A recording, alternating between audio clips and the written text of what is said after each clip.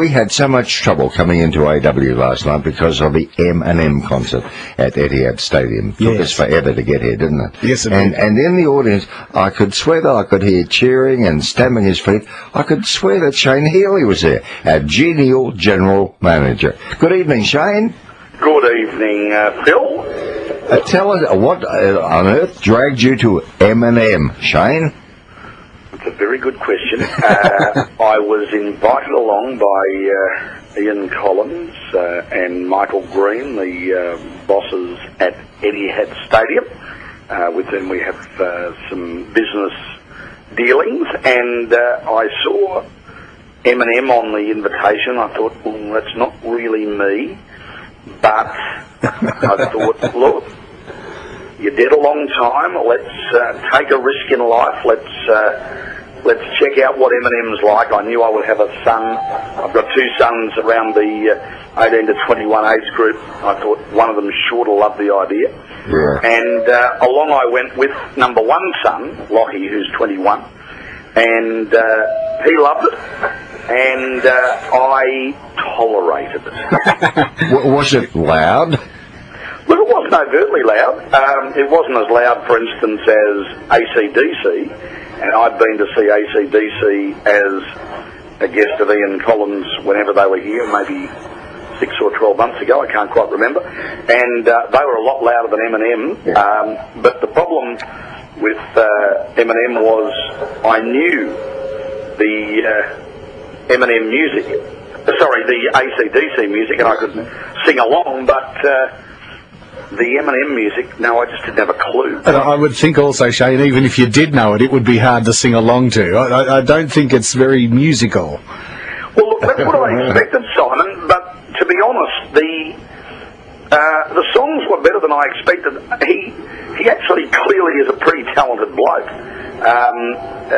Ian Collins, in fact, was telling me that 62,000 tickets were sold in 45 minutes when it went on sale, which is just quite mind-boggling, to be honest. So clearly he's got a following, and that's not because he's a dill or he can't sing. What put me off a little was the number of F-bombs that seemed to be part of it. It was just, in fact, I started counting at one stage in one of the songs, and I just lost track. So he's very, very keen on the famous F word, but it's unusual to... Go on, sorry. Sorry, I was going to say, it would have been just like a board meeting, would it not? No, I think they had our board meetings really well covered, to be honest. Shane, did he sing this song last night? I can't tell you what it really is. I can only tell you what it feels like. And right now it's a steel knife in my windpipe. I can't breathe, but I still fight. Well, I can fight as long as the wrong feels. It won't play anymore because we just don't know what he's going to sing next there. Does that sound familiar, Shane? No, look, he may well have sung it, but all the songs sounded a bit the same to me, and in fact at one stage, embarrassingly, and my son was appalled, I actually fell asleep. Couldn't you? Oh! So I was sitting there in the back row, we were in a really comfortable spot, and I just laid the head back, and suddenly I was out to it. But look, that wasn't a major problem because I don't think my son noticed I was asleep. He was having a lovely time. I think what I would say is this guy has built up a following for a very good reason. He's clearly a talented fellow. I tried to listen to the words to get a bit of a feel because my son had said there's a good message, an interesting message in a lot of the songs. But no, I couldn't really get a feel for that. So look, I'd give it a 5 out of 10 because there was some rhythm. He can sing a bit, and the music was pretty good. But I couldn't go much higher than 5. And clearly, someone on 3AW, I'm suspecting it was Andrew McLaren, has made mention of the fact that I was there because I can't believe how many people have come up to me today saying, I believe you were at Eminem. And I thought I'd done a very good job of getting it very quiet. Now, I understand the guy's quite homophobic. Did that come across in his act last night? No, I'm told that's quite right. But no, it didn't come across. I didn't pick that up at all. In fact, a couple of people who know his music really well have said to me, last time he was here, he was a bit drugged out and basically doesn't remember what he did. And this time he did say this. He came on and said, "Hello, Melbourne. I'm really happy that I'm going to be able to remember this tonight." And so maybe the fellow in 10 years or 8 years since he's been here has grown up a bit and realised that he doesn't have to be drugged out for his entire life. But look, again, like a boardroom meeting. Oh, don't say that. Well, you've obviously got a vibe, Simon, that the boardroom meetings are completely out of control. I've got to tell you, they are a little bit more sane than what you're giving them credit for. But Shane, I know what to give you for Christmas now, a couple of Eminem CDs. Look, I may just be sending them back, Bill, but it's always the thought that counts. One last thing from me, Shane. I've not.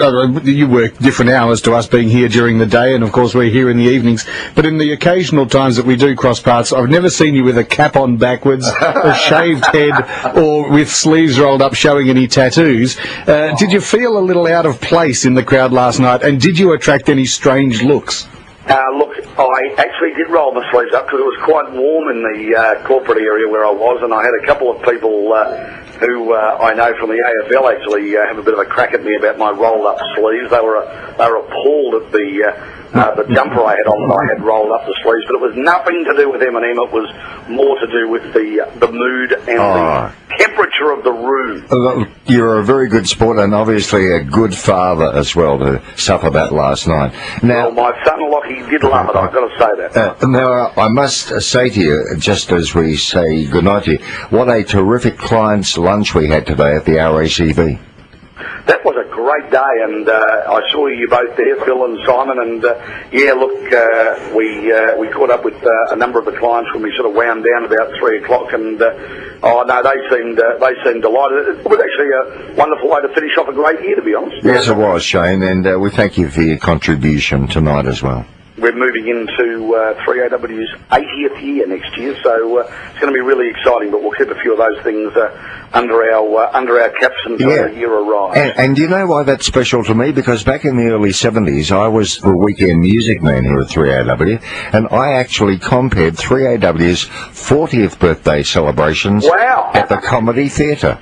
Is that right? And I still have that program. I'll show it to you sometime. Because we must have a look at that. And it's hard to believe the 40 years roll on, and here we are at number 80, Phil, and you're still flying along. Oh, yes. I'll still be a part of it, hopefully, yes.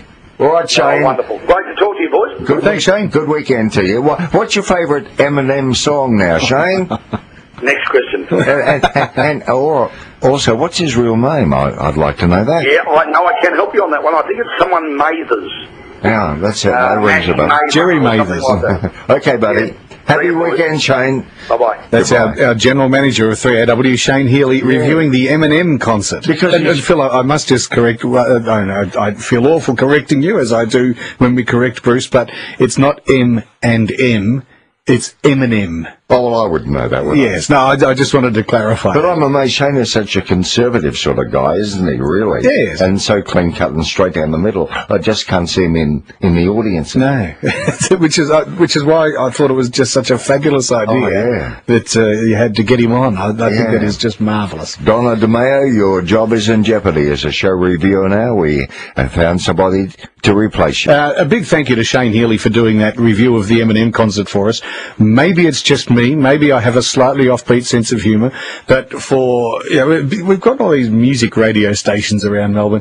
To have the general manager of a successful talk radio station aimed at a demographic which has nothing to do with Eminem and his music, to have him come on and review the show, and to even actually attend, I think is gold. It shows what a good dad he is. But also, to say that he gave it a 5 out of 10 and he fell asleep, I think it just makes it for me.